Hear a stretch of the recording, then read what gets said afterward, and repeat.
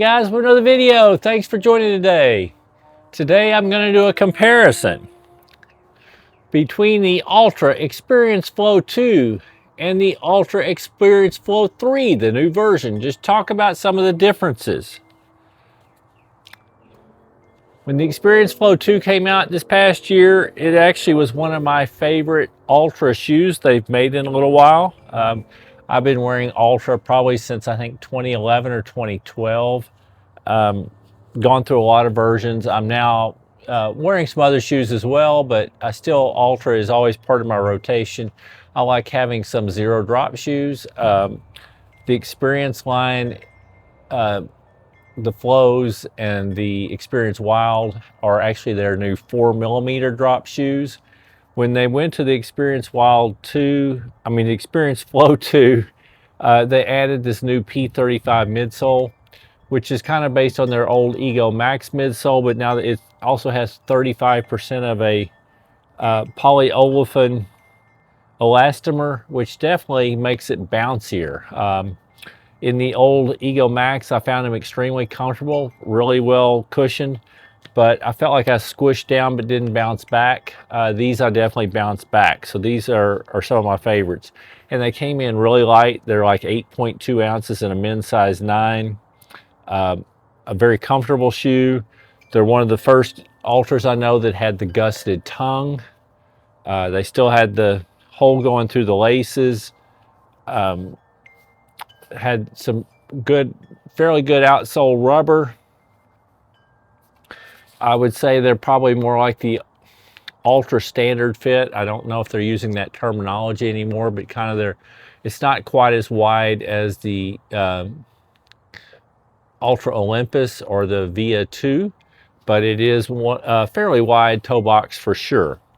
I've still found that they gripped well around the heel.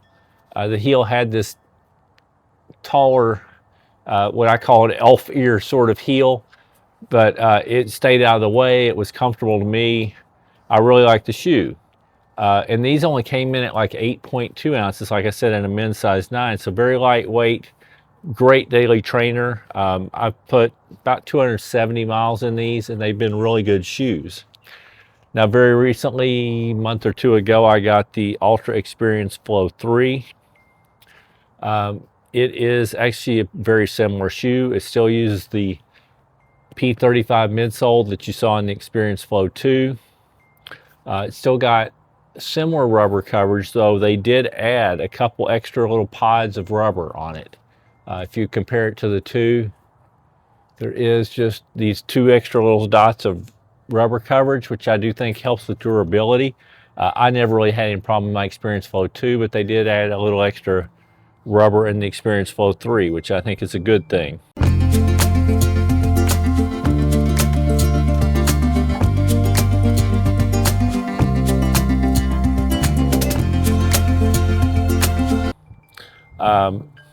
They got rid of the little elf ear. It doesn't stick up as far in the heel, but it's still got a little bit of space to grab onto. I actually like the looks of this better, but like I said, the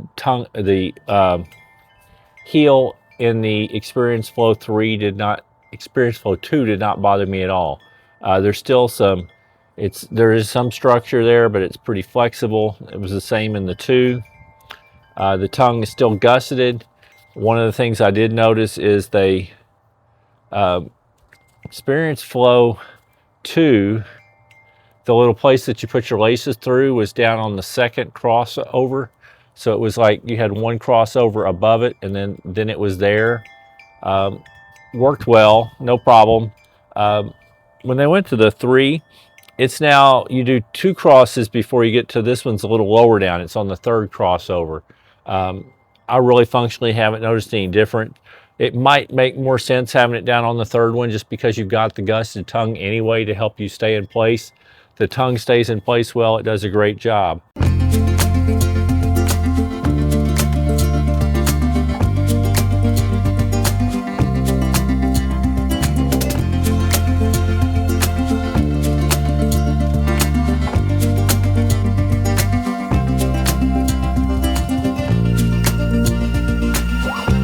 The biggest difference really between the 2 and the 3 has been the upper. This upper is definitely a more breathable material. I think it's going to be greater for summertime. I went for a run in both shoes and they actually feel pretty identical underfoot.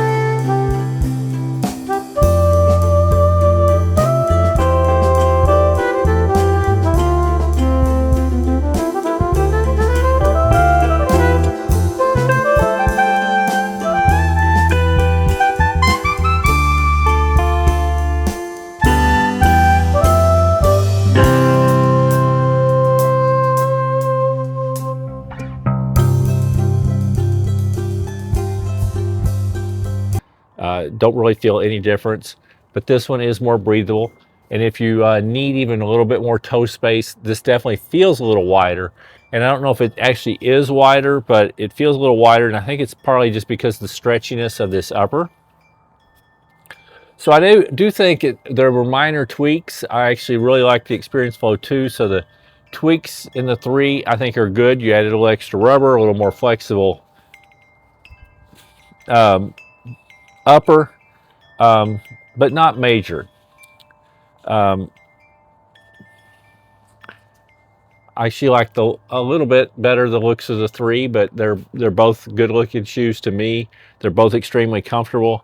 There is a little bit more of an overlay on this interior side that is not here on the 3, that was on the 2, but functionally I've noticed no difference. So really what I would say is I think they're both really good shoes. They both work really well. If you find the Experience Flow 2 on sale, I would definitely consider getting it over the 3 just because of the savings, and the ride is identical. If you really want the upgrades of the lighter upper and want the extra rubber or like the looks, you can go with the Experience Flow 3. I think they're nice updates and it's still a reasonably priced shoe. The other consideration might be if you want a shoe for winter time, the Experience Flow 2 rides a little warmer with that thicker upper. The Experience Flow 3 I think feels better in the summertime. Anyway, I live in Texas, so I prefer having the breathability as much of the year as possible, but it's a trade-off. But anyway, I just thought I'd give you my thoughts on the differences between the Experience Flow 2 and the Experience Flow 3. The one other thing I will say is the 3 has this little line on the bottom which is reflective, so you get a little bit more visibility. And I told you the weight of the Experience Flow 2 was 8.2 ounces. Experience Flow 3 is pretty much identical. I weighed them in my men's size 11.5. The Experience Flow 3 weighed 1 gram more. So it is pretty well identical weight and they feel the same underfoot. Anyway, if you enjoyed the video, please consider hitting the thumbs up, the like button. If you're interested in any more of my content, please consider subscribing to my channel. And other than that, I hope you're having a wonderful day and keep moving.